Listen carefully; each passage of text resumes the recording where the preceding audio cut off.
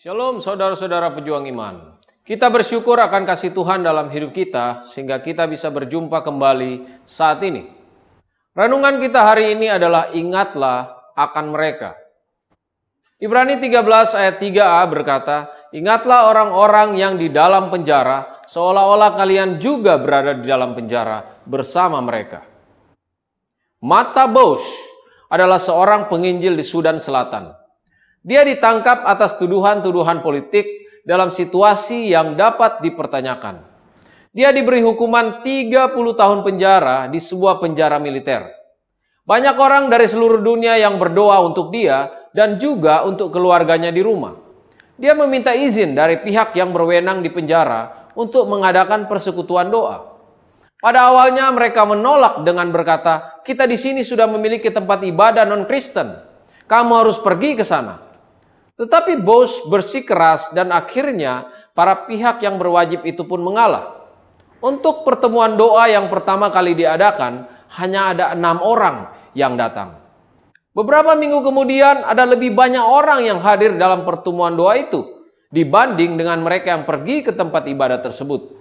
Beberapa tahun kemudian dia dipindahkan ke penjara di kota lain. Sama seperti permintaannya di penjara sebelumnya, dia pun meminta agar dapat diizinkan untuk mengadakan persekutuan doa. Permintaannya tersebut pun dikabulkan. Dia diingatkan agar pertemuan doa itu hanya diperuntukkan bagi mereka yang bukan beragama mayoritas.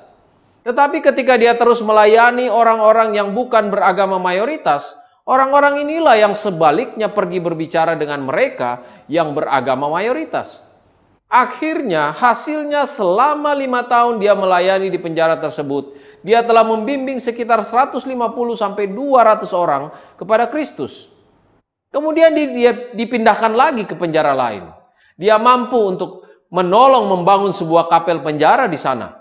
Setelah beberapa bulan para petugas penjara berkata kepadanya bahwa dia sebenarnya tidak begitu pantas berada di dalam penjara. Jadi dia diberikan kebebasan untuk keluar dari penjara pada siang hari dan kembali pada malam hari. Bausch merasa senang karena dapat diizinkan keluar dan dapat bertemu dengan teman-temannya di Khartoum. Tetapi segera ia menyadari hal ini. Dia tidak dapat menjadi kesaksian yang efektif bagi teman-temannya di penjara karena kebebasan yang dia miliki yang tidak dimiliki oleh mereka. Dia mengatakan pada para petugas penjara bahwa dia tidak akan pergi keluar lagi. Dia tahu bahwa ini belum waktunya Tuhan. Sesudah itu dia juga ditawari untuk dapat tidur di kamar pribadi dengan pendingin udara. Karena suhu pada saat musim panas dapat mencapai lebih dari 40 derajat Celcius. Tetapi waktu yang paling produktif bagi Bausch untuk bersaksi adalah pada waktu malam. Jadi Bausch pun menolak tawaran itu. Dia bisa melihat buah yang merupakan hasil dari penyangkalan kenyamanannya sendiri untuk mengerjakan apa yang dia rasa sebagai panggilannya dari Tuhan untuk dia kerjakan. Dan dalam waktu 10 bulan, sekitar 200 orang datang kepada Tuhan di dalam penjara.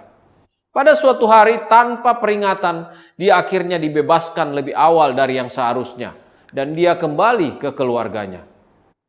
Para musuh mata Bausch sesungguhnya telah berharap untuk mencuri kehidupannya dengan menjebloskannya ke dalam penjara.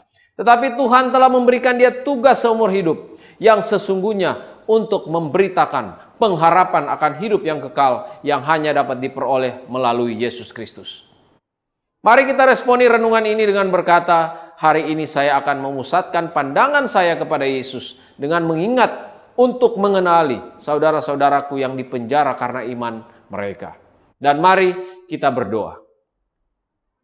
Tuhan, penuhilah setiap kebutuhan umat-Mu di seluruh dunia yang sedang dipenjarakan karena iman mereka di dalam Engkau. Hari ini, tolong mereka untuk memuliakan Engkau dalam keadaan mereka. Berkati setiap keluarga mereka di rumah yang dengan sabar menantikan kepulangan mereka. Dan dalam nama Tuhan Yesus Kristus Juru Selamat dan sumber pengharapan kami. Amin. Tuhan Yesus memberkati.